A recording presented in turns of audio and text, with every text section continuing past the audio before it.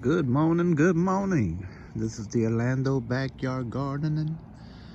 And it's been a few months since we got that little polar vortex freeze. It's February. We're in mid-February. Well, a little past mid-February, but things are starting to pop. Citrus trees are now flushing out. Blooms. I even got some little fruit forming already. Birds are singing and chirping. This is another citrus tree here. Blooms, new flush. Mango tree. This mango tree got some cold damage. It was probably the only one that I didn't cover, only because it was a little big and hard to get to it. And as you can see, she is flushing beautifully. She did get that damage. You can tell by the leaves over here. And I already did go ahead and tip these damage. You can see I got a tip there. Now, you know, a lot of people say hold back, don't cut. We can still get some cold. But you know, I've been doing this for enough times and I kind of know when to do it. Of course, we can't have that freak cold, but around this time I doubt we're gonna get any more cold. So this is another mango. As you can see is blooming. Blooms are crazy. This here's my sapodilla, which doesn't want to give me any fruit. Here's my little bird feeders. I'm gonna show you my sun racer nectarine. She's just full. She already bloomed. She actually started blooming a couple months ago. But as you can see, she's loaded with fruit. And that was Sunraiser nectarine. Grows well here in Central Florida. Got a bunch of seeded stuff here. This is a little Edward mango. Got tomatoes and some more of my container mangoes here.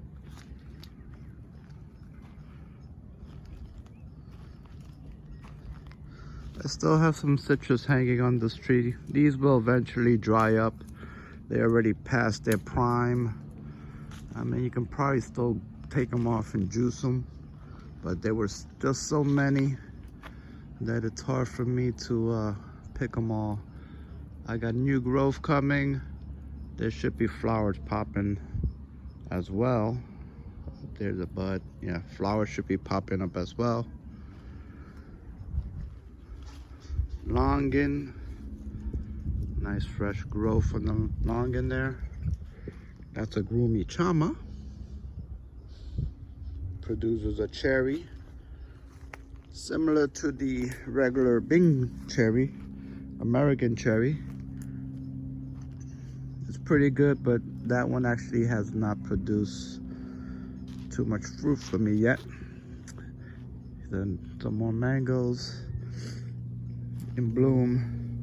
This is the Pineapple Pleasure. And then I got a whole bunch of other ones in containers. Lemon zest, lemon meringue. That is a Barbados cherry. And I have a couple of citrus in containers. I got a variegated pink lemon, which is flowering and doing its thing. This is a little blood orange that I have in a container. Mango. More container mangoes. Yes, I do have a lot of mangoes. Yes, I do. A couple little beds with some tomatoes, peppers.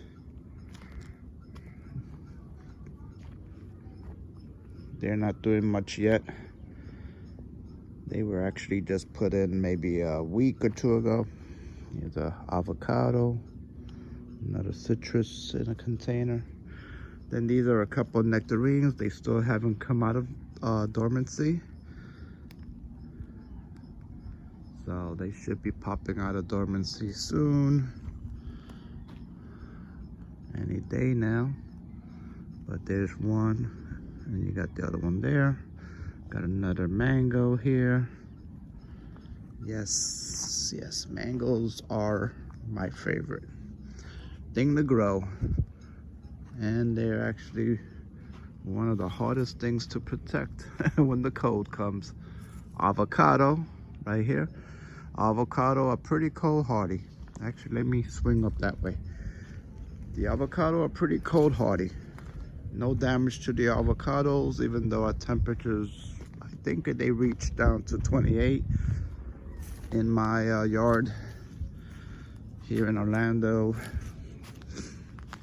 I think the temperatures, they go down to 28. Sugar apple, this is a red mauve sugar apple. She's flushing back. So they do go dormant in winter. So the cold usually doesn't do too much damage to them. You might get some tip burn, but just minor. Since they are in dormancy, you know, it doesn't really harm them too much. I have a couple of grafts here. This is an Adamoya graft, this part right here. It's the grafted portion. And I added a few more grafts. Here's another one right over here. It's pushing over here. And then there's another one somewhere else that was pushing. And they came off of my Hefner Adamoya, which is right here. Which, as you can see, she's flushing out. And in the new flush is where you're gonna get the flowers. So if you look right there, that's a flower. And that's where you're gonna get your flowers when the new flush comes out. I'm not seeing too many flowers this year, so I don't know. Maybe the cold was a little too much for it, but it's fine. It's fine. We'll do with what we have. A few more of the trees that I got going. I just got a lot of odd, you know, trees to fill in spots. This is a Suriname cherry, avocado, Brogdon, seedling. You know, I put the seedlings in. Later on, I can pull them out, or I can graft onto them. But they grow better in the ground. This is a white sapote. And then this is my giant cactus right here. It's a beast.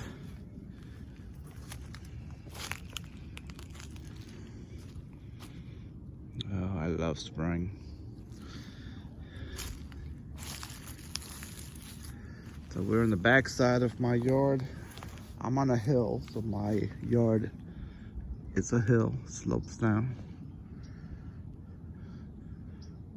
This is pomegranate.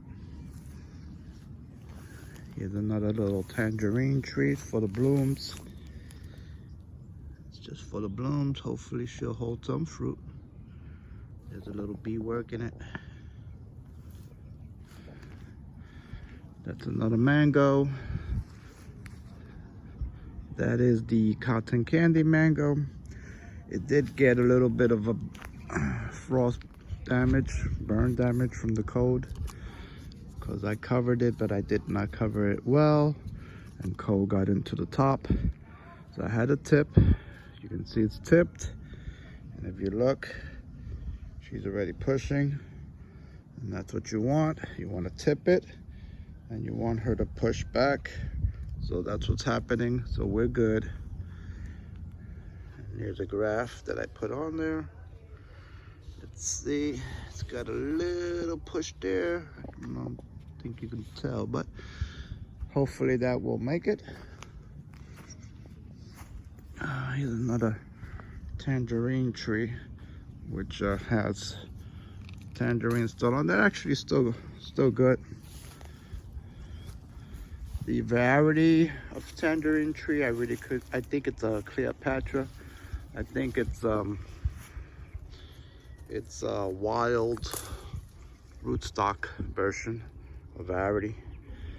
And it's been in here for years, but I think that way back, before I owned this house, it got killed back, maybe from a frost or cold, and the rootstock is what grew back.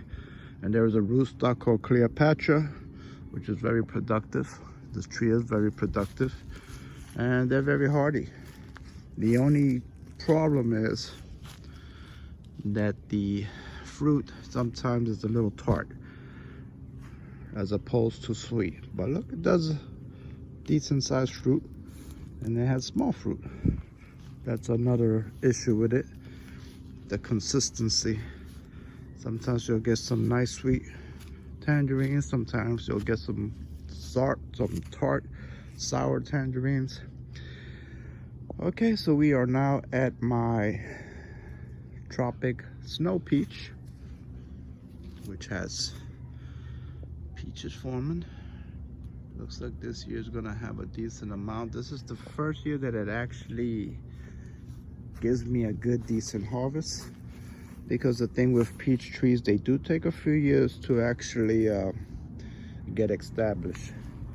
So this is probably third year in the ground maybe. And last year was when it started really giving me good growth. She's still flowering, so I'm still gonna get more peaches. But once they do establish, they are very vigorous. So I have another tree, which is a bigger tree, which I have had a cut back Pickering, full of panicles. You got little baby mangoes forming. This is Mexican sunflower. They give you the big yellow flowers. And this, I use it as a chop and drop. Chop it down, lay it down on the ground underneath my mango trees, and that'll fertilize it. Also, it provides protection come winter time. I try to have it grown out, so it does protect the tree. So I gave it a little bit of protection. I think that's why it's not as badly burned as it is. But the problem is that's a one-time deal, because Mexican sunflower get hit by cold. So it's a one-shot deal. Once that cold comes through, and it just leaves it bare. This was sticks. Those Mexican sunflowers grow back very quickly. You wouldn't believe it. A couple months ago, just sticks. Some more potted mango right there. Yeah, I got a little bit of everything. It's all over the place. There's some June plums. June plum dies back in the winter, and then you gotta wait for it to grow back and become beautiful again.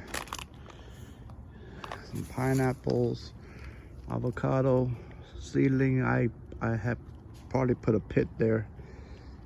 I just throw pits in the ground. Do the same thing with mangoes. I let them grow. Dig them up later if I need them. I can actually graft onto that one if I want to. If it's in a good spot, I'll leave it there. Thing about seedlings, they develop a better rootstock. Some more of the Mexican sunflower. They develop a better rootstock, a root system, and they're a little hardier than your grafted ones. So if you have one already planted in the ground and you do it in a good spot, it's usually in the long run it's going to grow better. So that's why it's good to plant them in a good spot, because here I can actually plant it and leave it there. This one that's in the back is going to get chopped back eventually, so I'm not worrying about that. This is a boo. It's a seedling, a boo seedling someone gave me. And once again, the Mexican sunflower was planted next to it. Castor bean.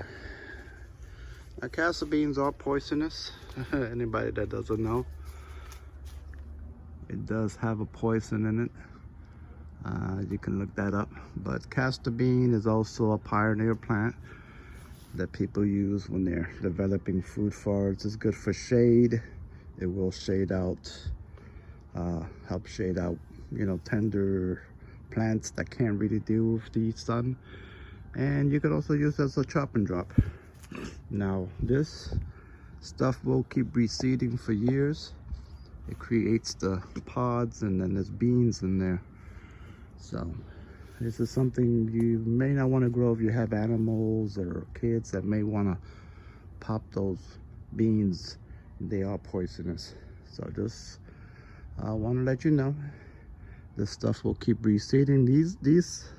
These are from seeds that I planted way back years ago, but they keep popping up.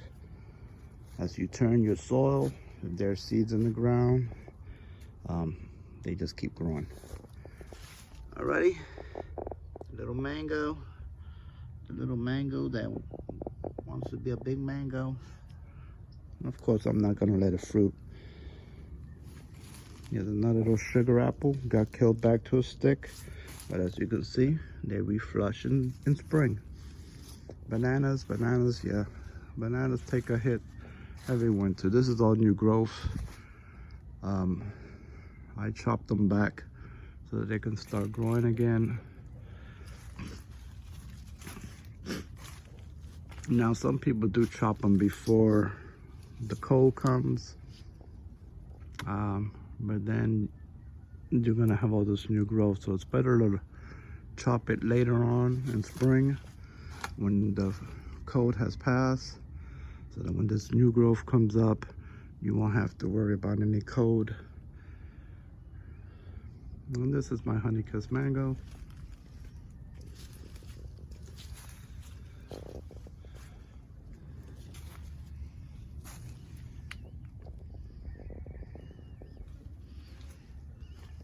Honeykiss mango, y'all. These are grapes that I have growing up against the fence. There's 2 grapes. Here's another one in the pot. And these growing up all around the fence here. This stuff here, this is that wild passion fruit. You see it does create these little tiny little passion fruit, but they're really not edible. And the butterflies, I forget what the name of those butterflies, but the ones that like to eat the passion fruit, they'll eat these, and they can go at it. But you do have to keep an eye on them, especially since I have the grapes growing. You don't want them to grow too much. All right, y'all. So that's where I throw all my stuff, compost. Let me see what else I can show you guys. This is my pomelo. Now she still has pomelo hanging because these were ones that came out early in the year.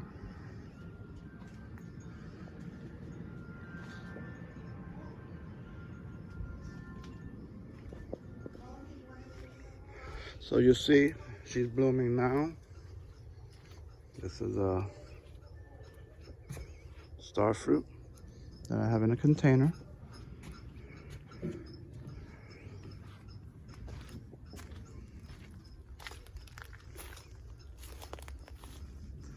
We're coming back to this side.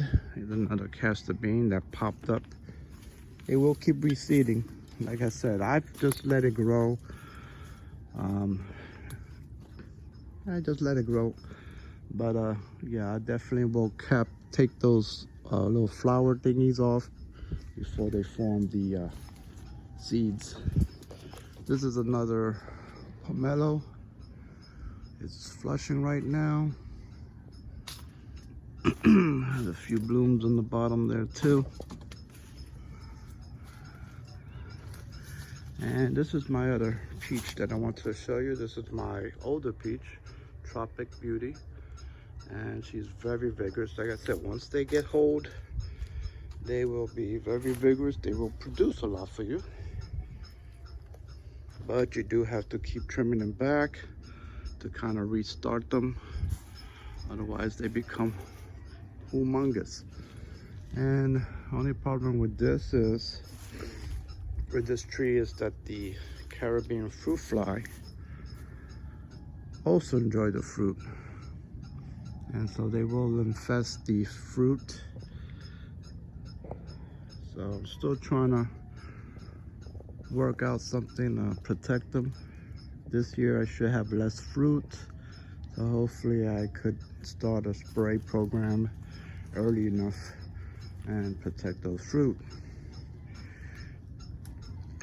All right, back here, a couple bananas that I need to chop down. This one had a rack, got destroyed. Eventually, with the cold, your racks will die. This was another rack right here. This one has to get chopped down. And these all got cold damage, as you can see. This is all new growth, that green stuff.